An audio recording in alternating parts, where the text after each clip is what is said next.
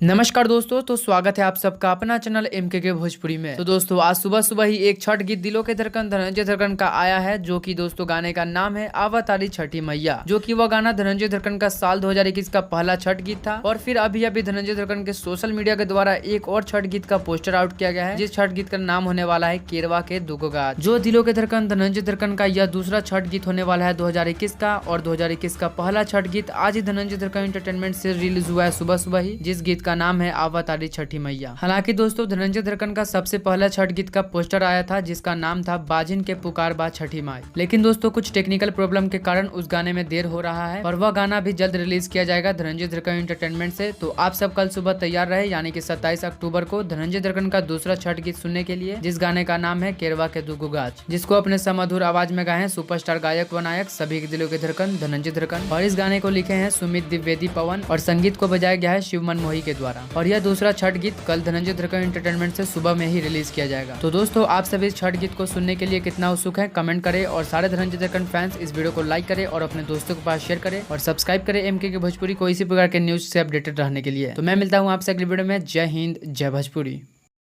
Bhojpuri industry से जुड़ी कोई भी खबर सबसे पहले देखने के लिए सब्सक्राइब कर ले MKK भोजपुरी को, और साथ ही घंटी को दबाकर ऑल कर लेता है, कोई भी खबर डालूं सबसे पहले आप मोबाइल तक पहुंच सके बिल्कुल फ्री में।